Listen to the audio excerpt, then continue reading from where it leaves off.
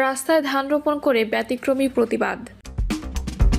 ৩২ নম্বর ভাঙার ঘটনাকে বীভৎস মববাজি বললেন রুমিন ফারহানা। চিপায় পড়ে আমাদের সঙ্গে ভালো ব্যবহার করছেন ডিসিএসপিরা, বলছেন হাসনাত। এবং সর্বশেষ জানাবো প্রবাসীদের ভোট নিয়ে নতুন ভাবনা ইসি। শুনছিলেন সংবাদ শিরোনাম, এবারে বিস্তারিত। রাস্তায় ধান রোপণ করে ব্যতিক্রমী প্রতিবাদ।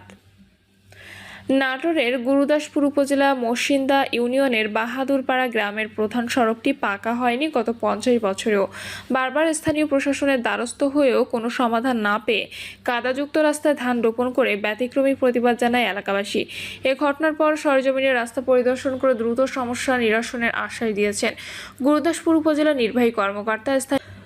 স্থানীয়রা জানান, বাহাদুরপাড়া থেকে হিমনগর ও চরপিপলা পর্যন্ত প্রায় 4 কিলোমিটার দীর্ঘ এই সড়কটি 3টি গ্রামের প্রায় 15,000 মানুষের একমাত্র যাতায়াতের পথ। স্কুল, কলেজ, হাসপাতাল ও হাটবাজার সহ দৈনন্দিন প্রয়োজনে মানুষ এই রাস্তা ব্যবহার করে থাকে। এছাড়া প্রায় 1500 বিঘা ফসলি জমির কৃষিপণ্য পরিবহনের এই রাস্তার উপর নির্ভরশীল কৃষকরা। স্থানীয় যুবক আসাদুল্লাহ আল গালিব বলেন, আমরা জন্মের পর থেকে এই রাস্তায় একই অবস্থা দেখছি। 50 বছরেরও কোনো উন্নতি না হয় আজকে ধান রোপণ করে প্রতিবাদ জানিয়েছি। কাদা রাস্তায় প্রতিদিন দুর্ভোগ পোহাতে হচ্ছে শিশু কিশোরীদের। স্থানীয় শিক্ষার্থী মারিয়া জানায়, প্রতিদিন এই রাস্তা দিয়ে মসজিদে পড়তে যায়। সে মাঝে মাঝে কাদায় পড়ে বই খাতা ভিজে যায়। 32 নম্বর ভাঙার ঘটনাকে বীভৎস মববাজি বললেন রুমিন ফারহানা। রাজধানী ঢাকা ধানমন্ডি 32 নম্বরের শেখ মুজিবুর রহমানের বাড়ি ভাঙার ঘটনাকে বীভৎস মববাজি বললেন বিএনপি নেত্রী রুমিন ফারহানা। তিনি বলেন, 24+24 = 48 ঘন্টা ধরে ধানমন্ডির 32 নম্বর ভাঙা একটি বীভৎস রকমের মববাজি। এটা ভাঙার সাথে সাথে সেখানে হিন্দি গান বাজানো হয়েছে, তার সাথে নাচানাচি করা সহ অনেক কিছুই হয়েছে। রুমিন ফারহানা বলেন, 32 নম্বর অর্থাৎ শেখ মুজিবুর রহমানের বাড়ি ভাঙা হলো। এটা নিয়ে কথা বললে অনেকেই আমার পেছনে লাগলেও কিছু যায় আসে না। তিনি আরও বলেন, যমুনায় মিটিং করা যাবে না, কিন্তু আমরা দেখলাম সরকারের নিজস্ব দল, যেটাকে আমি রাজার দল বলি, তারা ঠিকই সেখানে গিয়ে মিটিং করতে পারলো এবং তারপরই আওয়ামী লীগ নিষিদ্ধের ঘোষণা এলো। প্রবাসীদের ভোট নিয়ে নতুন ভাবনা ইসি। জাতীয় নির্বাচনে প্রবাসীদের ভোটাধিকার নিশ্চিত করার বিষয়টি আলোচিত হচ্ছে দীর্ঘদিন ধরে, তবে কোনো সরকারই তা কার্যকর করেনি। তবে বর্তমান অন্তর্বর্তী সরকার আগামী নির্বাচনে লাখ লাখ প্রবাসী বাংলাদেশিকেও ভোটাধিকারের আওতায় আনতে চায়। নির্বাচন কমিশনও সরকারের সঙ্গে সুর মিলিয়ে প্রবাসীদের জন্য ভোটের ব্যবস্থা করতে চায়। সেজন্য সংশ্লিষ্টদের নিয়ে কর্মশালা করেছে, সেমিনারে আলোচনা করেছে, বিশেষজ্ঞদের মতামত নিয়েছে। তবে এখনও পর্যন্ত কোনো পদ্ধতিতে প্রবাসীদের ভোটের ব্যবস্থা করা হবে তা চূড়ান্ত হয়নি।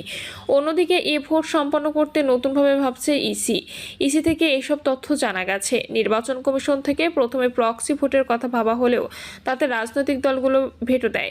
দলগুলোর বক্তব্য ছিল, প্রক্সি সিস্টেমে ভোট হলে যে প্রতীকের ভোট পড়ার কথা তা নাও পড়তে পারে, ফলে সেখান থেকে খানিকটা সরে আসে ইসি। এছাড়া অনলাইন ও পোস্টাল পদ্ধতির কথা আলোচনায় ছিল। এসব আলোচনার পর ইসি ডিজিটাল পোস্টাল ব্যালট নিয়ে নতুনভাবে ভাবছে। পদ্ধতিতে ভোট আগের পোস্টাল সিস্টেমেই হবে, তবে তার আগে অনলাইন প্রবাসী ভোটারের সব তথ্য দিয়ে রেজিস্ট্রেশন করতে হবে। তবে এই পদ্ধতিতে ভোট গ্রহণ করতে হলে ভোটার প্রতি 500 থেকে 5,000 টাকা পর্যন্ত ব্যয় হবে। লাখ লাখ প্রবাসীদের ভোটাধিকার নিশ্চিত করতে বিপুল অর্থ ব্যয় হবে। বিশাল এই ব্যয়ের বিষয়টি নতুন করে ভাবনায় ফেলেছে ইসিকে। ইসির এক কর্মকর্তা জানান, প্রবাসীদের ভোটদান পদ্ধতি নির্ধারণে বেশিরভাগ রাজনৈতিক দল বিদ্যমান পোস্টাল ব্যালটকে ডিজিটালে রূপান্তর করে তা ব্যবহারের পক্ষে মতামত দিয়েছে, আর প্রক্সি ভোট পদ্ধতিতে সন্দেহ প্রকাশ করছে, যার ফলে কমিশনও ছোট পরিসরে পরীক্ষামূলকভাবে প্রবাসী বাংলাদেশিদের অনলাইন রেজিস্ট্রেশন করে পোস্টাল ব্যালট পদ্ধতিতে কিভাবে আরও কার্যকর করা যায় তা নিয়ে পরিকল্পনা করছে। ইতিমধ্যে ডাক বিভাগ, ফেডএক্স, ডিএইচএল প্রতিনিধিদের সঙ্গে বৈঠক করেছে নির্বাচন ব্যবস্থা তথ্য প্রযুক্তি কমিটি।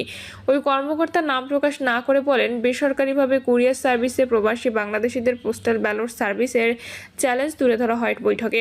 তাতে ভোটার প্রতি গড়ে প্রায় 5,000 টাকা এবং ডাক বিভাগের ইএমএস সার্ভিসে ভোট প্রতি গড়ে 500 টাকা ব্যয় হতে পারে বলে জানানো হয়। তবে কোন পদ্ধতিতে ভোট গ্রহণ করা হবে তা এখনও চূড়ান্ত করতে পারেনি ইসির একটি সূত্র বলছে, গত 26শে জুন প্রধান উপদেষ্টার সঙ্গে বৈঠক করেন প্রধান প্রধান উপদেষ্টা কমিশনার এএমএম নাসির উদ্দিন। রাষ্ট্রীয় অতিথি ভবন যমুনায় প্রায় 1.5 ঘণ্টাব্যাপী ওই বৈঠকে অন্যান্য বিষয়ের পাশাপাশি প্রবাসীদের ভোটদানের ব্যয় নিয়ে আলোচনা হয়েছে। পোস্টাল ব্যালটে প্রবাসীদের ভোট গ্রহণ করা হলে বিপুল অর্থের প্রয়োজন হবে, তা প্রধান উপদেষ্টার কাছে তুলে ধরেছেন সিইসি। সূত্রটি জানায়, ছোট পরিসরে পরীক্ষামূলকভাবে প্রবাসী বাংলাদেশিদের অনলাইন রেজিস্ট্রেশন করে পোস্টাল ব্যালটে ভোট গ্রহণ চিপায় পড়ে আমাদের সঙ্গে ভালো ব্যবহার করছেন ডিসিএসপিরা, বলছেন হাসনাত।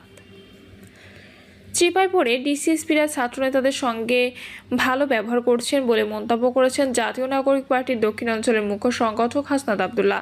সন্ধ্যায় রাজশাহীতে জুলাই পথযাত্রা শেষে নগরের সাহেব বাজার 0 পয়েন্টে এক সমাবেশে বক্তব্য দিতে গিয়ে তিনি এ মন্তব্য করেন।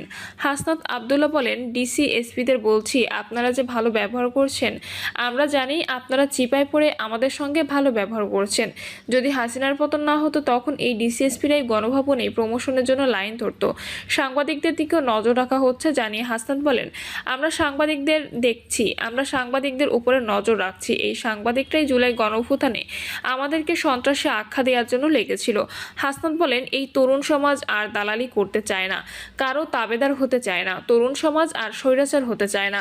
সুতরাং যারা সংস্কারের বিরুদ্ধে অবস্থান নিয়েছেন তারা জেনে রাখুন, আপনারা এই তরুণ সমাজের বিরুদ্ধে অবস্থান নিয়েছেন।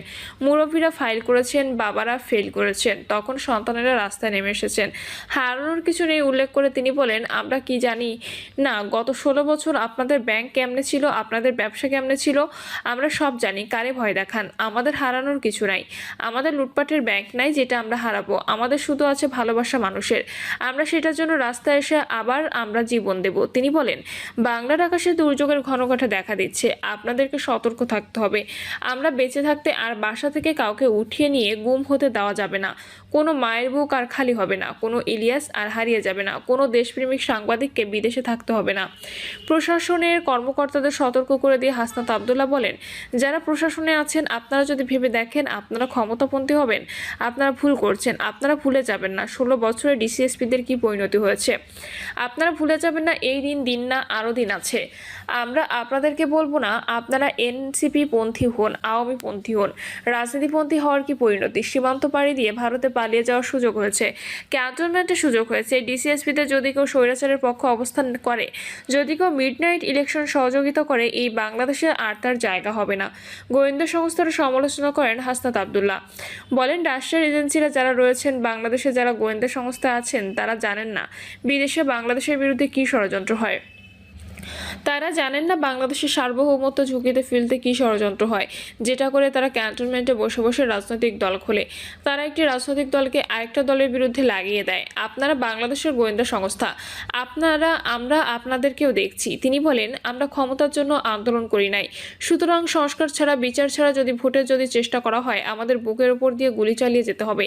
আমরা নির্বাচন চাই, অবশ্যই চাই, তবে সেটা সংস্কার সহ, জুলাই ঘোষণাপত্র সহ। আবার দুর্যোগের ঘনঘটা দেখা যাচ্ছে, সেটার জন্য আপনারা প্রস্তুতি রাখুন।